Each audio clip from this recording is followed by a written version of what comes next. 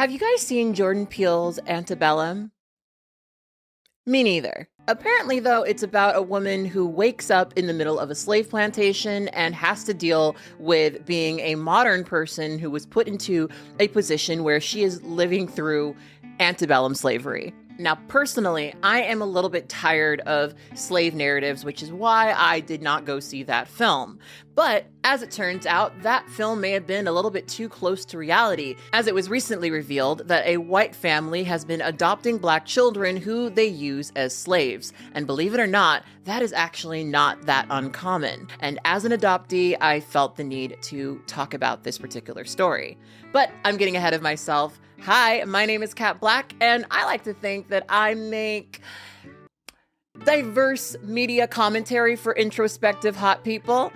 And if you're here, I assume that's you. Now, before I go into this story, I am actually curious, do you guys want for me to watch Antebellum and give you guys my thoughts?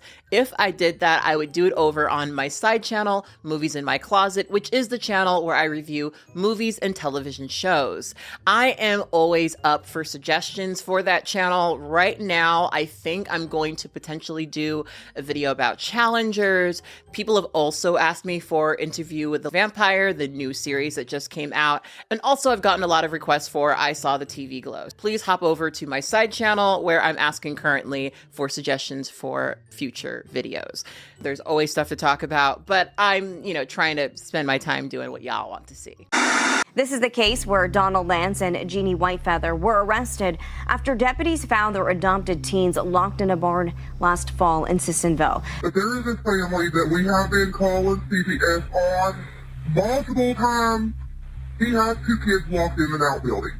They've been in there for days. They're in that with the red door. It's padlocked. Locked with a padlock? Yes, I've seen him open it, say something to the kids, and I watched him lock it back. And I don't think I've ever seen an indictment like this in all of my time. It alleges human trafficking, human rights violations, the use of forced labor, human rights violations specific to the fact that these children were targeted because of their race, and their use as basically slaves from what the indictment alleges. So I want to start by saying this, you guys. I'm adopted, and I don't have a huge issue with that. My parents were not perfect by any means, but my parents certainly did choose to raise me in a safe community, in good schools, and yes, my parents are Black. Every time I mention that I'm adopted, people always assume that my parents are white for some reason. I guess it is fairly uncommon for Black parents to adopt Black children, but I'm very, very thankful that my parents who adopted me were Black because of stories like this. As I've made content about being adopted, there have been a couple of people who have left comments criticizing the adoption industry. And I want to start by saying that a lot of my feelings about adoption probably are tainted by my own relatively positive experience with adoption. So I'm going to talk about this story and we're going to share my thoughts, but I want to be very clear about the fact that I'm still kind of learning what the issues people have about the adoption and foster industry are. And this story, I think, illuminates a lot of the issues with it. And I wanted to speak about that and race and this exact story. So I'm going to read the article so that we can go over the whole story, because to me, it was, oh my gosh, shocking. I'm going to read this from NBC News. White West Virginia couple accused of adopting Black children and forcing them to work as slaves. Janine Whitefeather, 62, and Donald Lance, 63, are accused of adopting 5 Black children from a shelter and making them do farm labor. Wow. A West Virginia couple are charged with human trafficking, child neglect, forced labor, and more after prosecutors allege they adopted 5 Black children from a shelter to do forced labor and live in deplorable conditions. Janine Whitefeather and Donald Lance are accused of adopting the children ages 6 to 16 from a shelter for homeless and vulnerable youths, targeting them for forced labor specifically because of their race, according to the 16-count indictment. It alleges human trafficking, human rights violations, the use of forced labor. Kanawha County Sheriff deputies said that they found the children in October during a welfare check at the couple's home in Sissonville. They said they forced their way into a barn on the property where they found 2 children in a small room. The children had no means to exit the barn on their own, no running water, no bathroom facilities, and were obviously deprived of adequate hygienic care and food, the sheriff department said in a statement at the time. It said they then found a small child locked inside the main home, alone. The two children in the barn, ages 14 and 16, said that they had been locked inside for about 12 hours when they were found and were forced to sleep on the bare concrete floor, according to the indictment. Court documents said that the children were dirty and had a strong body odor, and that the 14-year-old had open sores on his bare feet. Neighbors also reported that the children were forced to perform farm labor and were not permitted inside the residence. Wow. West Virginia Metro News reported, citing the filings. Lance and Whitefeather eventually showed up at the home. They're now charged with child neglect, creating substantial risk of injury. The mother admitted the children were left in the shed, but reportedly told deputies they, quote, liked it. During the hearing, according to the Associated Press, Whitefeather's attorney, Mark Plants, said that there was a key inside the shed where teens were found and that there was just a plain and simple misunderstanding about what was going on there. And the state's position is that these assets were used to maintain and harbor minors in violation of the human trafficking statute. Our position is that's not true, and we look forward to a court in which we can prove otherwise. Lance arrived home hours later with an 11-year-old boy, and he led deputies to a 6-year-old girl who was staying with friends of the couple, according to WCHS-TV of Charleston. The couple are accused of abusing the children initially at their 80-acre ranch in Washington state and then in West Virginia, where they were moved after learning that they were being investigated. The couple first posted their combined $400,000 bail, but a judge ruled this month that the bail was too low and raised their bond to $500,000 each. Prosecutors said they believe the couple paid the initial bond through the money that they made from human trafficking at their Washington and West Virginia homes, which they have since sold. Wow. So, it's a little microcosm, right? They get the money from exploiting these slaves, and then they get the money to pay themselves out of actually paying for enslaving them. Pay attention to that. Assistant prosecuting attorney Christopher Konovac said to NBC News, "We believe that the family lived at these two residences while they were committing the crimes. That turned the residences from property into contraband. We said, Judge, we want you to hold on to that money until we have a chance to litigate the claims. If we're right, that money should go to the kids." Boy, that is so much. That is so much.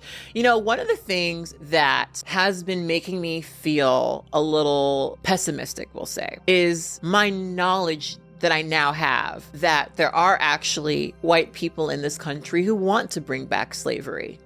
And if you listen to a lot of the arguments that a lot of conservatives are making about slavery right now and downplaying the impact of slavery, it's pretty clear to me, at least, that there are people who would potentially be interested in bringing this type of slavery back.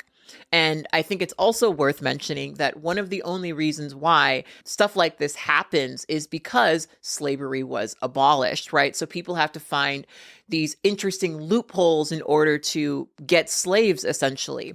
And unfortunately, ever since the abolition of the 13th Amendment, this has been an issue within foster care. There is a part of an article from Imprint News that speaks about this, and I wanted to share it with you guys. This is on an article called A History of Exploiting America's Foster Youth, Part 1. So the very beginning of the article speaks about the creation of the foster care system, which apparently was through a evangelical pastor who was looking to provide free homes and shelter for immigrant children, mostly. Between 1853 and 1929, this early American form of foster care was known as the orphan train movement. And unfortunately, what they found is that as people started taking in foster children, unfortunately, there were some people who were using those children as slaves. The article says, anecdotal evidence suggests that most of these foster care children were merely indentured servants who received no more than the barest food and shelter in exchange for long hours of hard labor.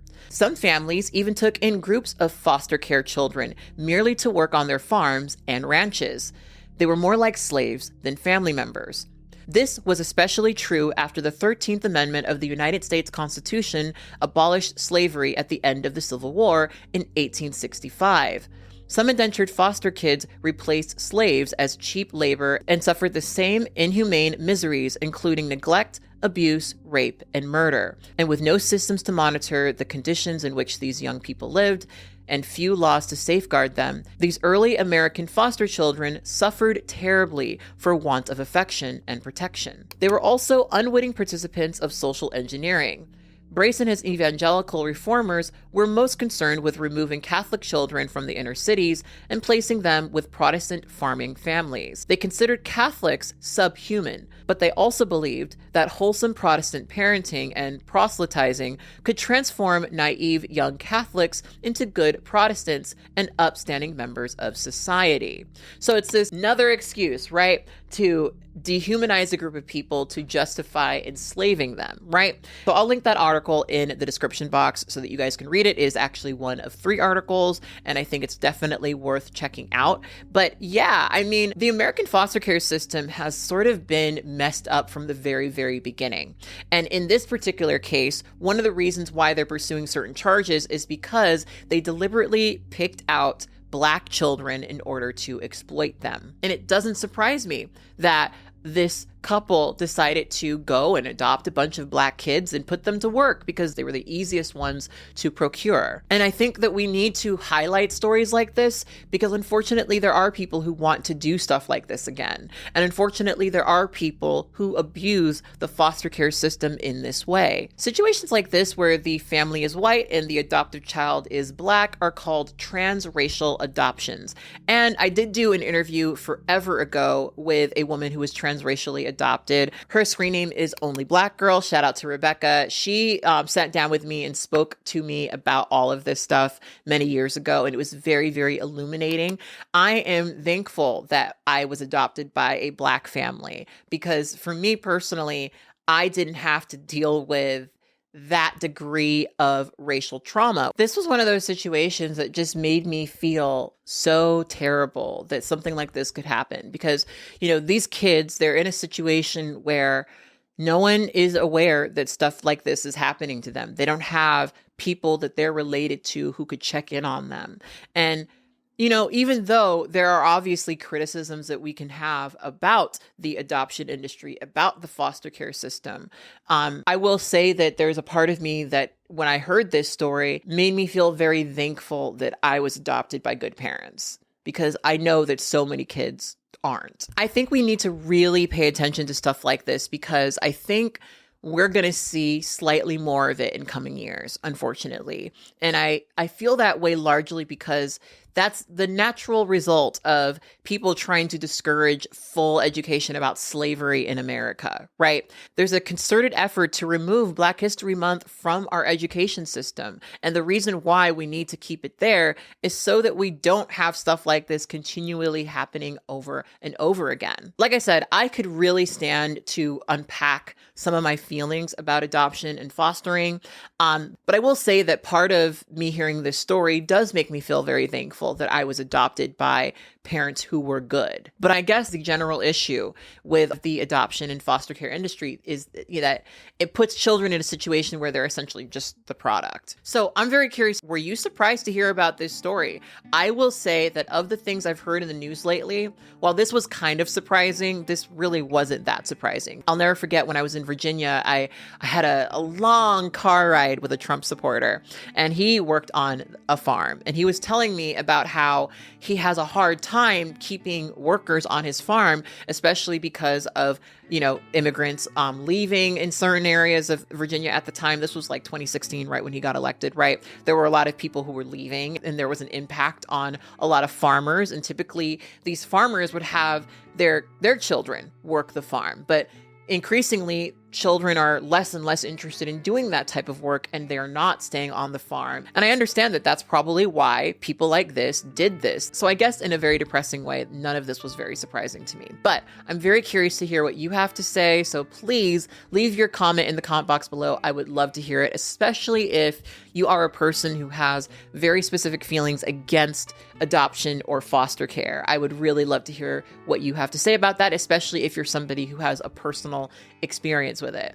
Now, like I said earlier, I have a side channel called Movies in My Closet. I feel like I upload there probably a little bit more frequently now, so check me out over there.